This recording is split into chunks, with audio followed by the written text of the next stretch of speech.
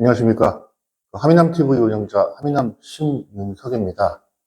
오늘은 하미남의 개똥 철학으로 5월 29일, 오늘은 5월 30일인데 5월 29일 북한에서 그 오물풍선을 보냈다는 내용에 대한 하미남의 생각을 한번 말씀드려보도록 하겠습니다. 일단 주요 내용은 그렇습니다. 북한에서 대형 풍선입니다. 풍선이 폭이 한 3m에서 4m 되는 폭의 풍선을 숫자로는 파악된 거 현재 한 260개 된다고 하는데 대형 풍선을 만들었습니다. 그 풍선 밑에 어떤 물건들을 달았었는데 최초에는 그 괴물체다 뭐 이렇게 되었지만 실상 마지막에 뜯어보니까 쓰레기와 오물 뭐 이런 것들과 함께 분변이라고 표현을 하던데 쉽게 얘기하면 사람과 개돼지의 똥을 넣어서 날렸다는 얘기죠.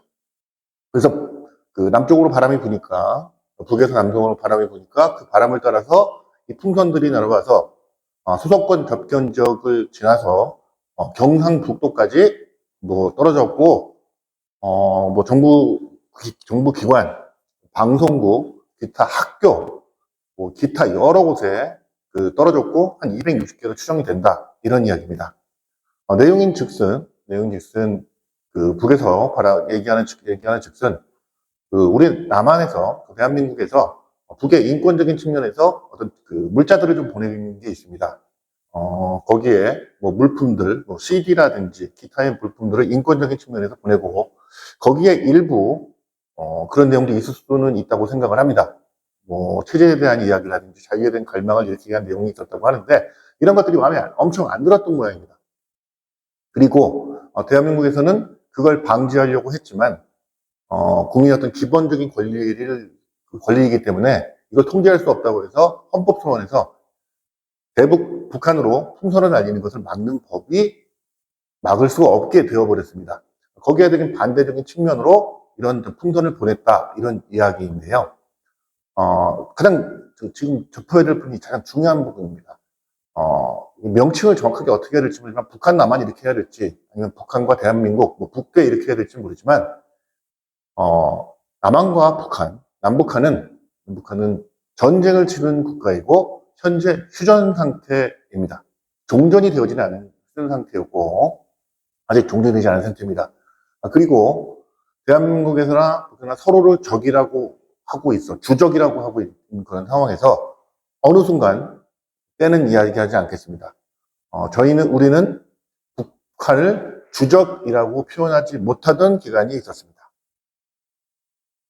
적이 아니다, 통일의 대상이다, 뭐 이런 내용인데 어쨌든 군이 존재하는 목적은 전쟁을 위해서 또는 전쟁 방어를 위해서 하고 있는데 주적이 북한이 아니다라는 시대를 겪었고 지금은 그렇지는 않은 걸로 알고 있습니다. 그럼 북에서는 어떻게 되느냐?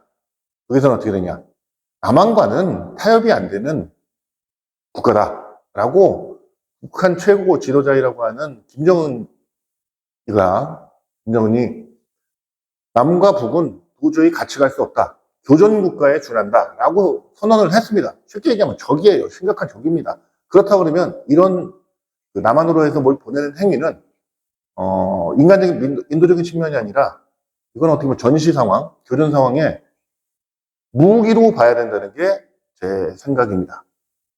이게 단순히 쓰레기나 오물을 씌워가지고 풍선에 올려가지고 보냈다라는 그런 어떤 사람을 기분 나쁘게 하고 똥이나 맞아라, 쓰레기나 맞아라 이런 어떤 감정적인 요소나 이런 요소가 아니라 무기적인 요소, 국방적인 요소, 안보적인 요소를 한번 따져본다 그러면 일단 풍선은 레이더에 잡히지 않습니다. 미사일이나 위성 이런 것들은 레이더에 잡히고 어떻게 보면 방어할 수 있는 방법이 있지만 풍선은 그런 방법이 없어요. 예전에 저공 비용하는 드론이 왔을 때도 심각한 문제가 생겼었는데 이 풍선이 레이더에 잡히지 않는다는 이야기죠. 거기에 주목할 만한 사항은 그 풍선 안에 타이머를 넣었다는 게 가장 주목해야 될 상황이라고 생각을 합니다. 그러니까 기상에 대한 변화라든지 이런 데이터를 가지고 계산을 한 거죠. 어디에다 떨어뜨려야 되겠다라고 하는 거죠. 그냥 이거는 풍선을 날려보는 게 아니라 이건 계산된 것이라고 봐야 됩니다. 만약에 그런 상황에서 데이터가 축적이 되는 상황에서 만약입니다. 그 안에 그 안에 레이더 잡히지 않는 폭발물을 장치를 한다면 테러에 이용될 수 있다는 것도 무시할 수 없습니다. 처음에 한 번도 안 해봤지만 이렇게 하다 보니까 이렇게 맞고 이렇게 맞고 이렇게 맞고 데이터가 쌓이면 점점 정확해지지 않겠습니까? 그럼 A라는 지점을 타격하기 위해서 한 개가 안 되면 10대 개의 풍선으로 가지고 타격을 합니다. 예를 들면 여의도 국회의사당을 한번 타격해야 되겠다라고 먹으면 할 수 있다는 얘기죠. 두 번째는 그 안에 뭘 넣을 수도 있다는 거죠. 생화학 무기를 넣는다면 어떻겠습니까? 균. 그거는 레이더에 잡히지 않습니다. 탄저균이 어떻고, 요즘은 콜레라가 어떻고, 아니면 전염병을 올릴 수 있는 그런 어떤 요소를 넣는다면 어떻게 되겠습니까? 이건 화학전입니다. 화학전입니다. 적에게 들키지 않고 풍선으로 화학전을 보낸다. 이거는 전쟁에서, 만약 전쟁 시나리오라고 하면, 지금 현재 떨어져 있는 지역들, 그 지역에 떨어져서 그게 폭발이 돼서 타이머가 폭발이 됐는데, 그 지역의 경상도 또는 전라도 이쪽까지 접경 지역이 아니라 전염병균을 볼 수 있는 화학전의 대상이 될 수밖에 없다는 얘기죠. 그리고 전후방이 따로 없다는 얘기가 됩니다. 이 풍선이 날라온 게 280km로 날라왔다고 해요. 근데 280km가 아니라 이게 제주도까지 갈지 그 이상 어디로 갈지 알 수 없는 상황입니다. 자, 그러면 이게 얼마나 무섭느냐? 아니면 비행기가 나오면은 비행기가 떠가지고 교전이라도 할 수 있지만 이 풍선이 날라오면요. 이거 풍선 어떻게 떨어뜨릴 거 어떻게 할 거야? 총으로 쏴가지고 떨어지면 그 안에 뭐가 들었는지 확인하는 거고요. 이거는 정말 무서운 무기라고 봐야 됩니다. 무기입니다, 무기. 그러면 지금 현재 이번에 풍선이 날아와서 오물이 온 게 아니라 기분 나쁜 게 아니라 이거는 무기를 테스트한 겁니다. 핵무기를 만들어가지고 공해상에 터뜨리는 거와 같이 대한민국의 주요 지역을 타격할 수 있고 테러할 수 있고 대한민국의 주요 지역에 화학무기를 떨어뜨릴 수도 있고 그 어떤 하다못해 그 안에 사람을 넣으면 또 어떻게 되겠습니까? 군인을 넣으면 어떻게 되겠습니까? 또 무엇을 넣을 수가 있겠습니까? 그런 풍선 안에 넣을 수 있는 들키지 않는 물건을 넣어서 대한민국 곳곳에 보낼 수 있다는 것은 어찌 보면 간담이 서늘한 엄청난 무기 아니겠습니까?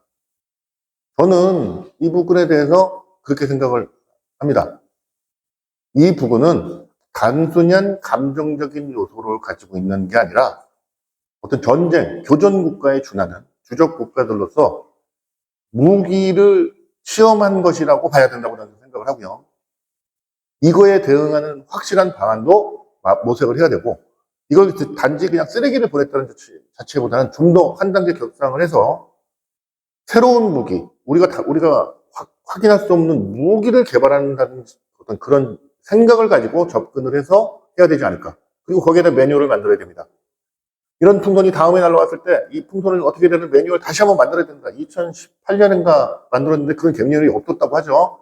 그죠? 괴물체가 날라왔다. 이거를 터뜨려야 되느냐 말아야 되느냐, 어디에 떨어졌다. 떨어졌을 때 군부대에 신고하고 경찰에 신고하고 하는 부분이 아니라 이걸 사전에 막을 수 있는 방법도 테스트를 해야 되고요. 거꾸로 이렇게 됐을 때 이걸 반대로 방향을 바꿔서 북으로 갈 수 있는 바람의 방향을 바꿀 수는 없겠지만 그런 방법도 쳐야 되고요. 이걸 폭격을 해야 되는지 중간에서 공중에서 해결을 해야 되는지 땅에서 해결을 해야 되는지 회수를 해야 되는지 그 안에 무엇이 들어있는지 확인하는 절차가 반드시 필요하고 여기에 대해서 이런 도발적인 행위를 하면 안 된다고 하는 경고도 보내야 되고 외교적인 노력도 필요하고 모든 노력을 경주할 때다 이렇게 생각을 합니다. 지금은 안보상 정말 중요한 시기고 정쟁이나 또는 기타의 문제, 민생 중요하지만 특검도 중요하고 다 중요하지만 안보에 대한 부분, 국방 안보에 대한 부분에 대해서 조금 더 신경 쓰고 조금 더 우리 국민들을 안전하게 지킬 수 있는 그런 방법을 연구해야 될 때라고 생각을 합니다. 마지막으로 말씀드려 보겠습니다. 지금 이 260개의 폭탄에 260개의 풍선에 폭탄이 만약에 달려 있었다면 어떻게 됐겠습니까? 거기에 만약에 탄저균, 콜레라 또는 이번에 이런 어떤 병균이 들어있었다면 어떻게 하겠습니까? 만약 그걸 지금 준비하고 있다면 어떻게 하겠습니까? 그 데이터를 지금 계산하고 있다면 어떻게 하겠습니까? 그런 자료를 확보해서 좀 더 정확하게 탈상을 할 수 있는 테스트였다면 어떻게 하겠습니까? 단순히 이렇게 생각할 수 있는 문제는 아니라고 생각합니다. 만약에 이 방송을 신민석 TV를 보시는 분이 있다면 좀 더 안보에 대한 경각심을 갖고 다시 한번 생각해보는 계기가 되었으면 좋겠다라고 생각을 합니다. 조심해야 됩니다. 그리고 준비해야 되고 가볍게 볼 일 아니라고 생각합니다. 이상 하미남 운영자 하미남 신윤석이 말씀드렸습니다. 오늘은 2024년 5월 30일입니다. 감사합니다.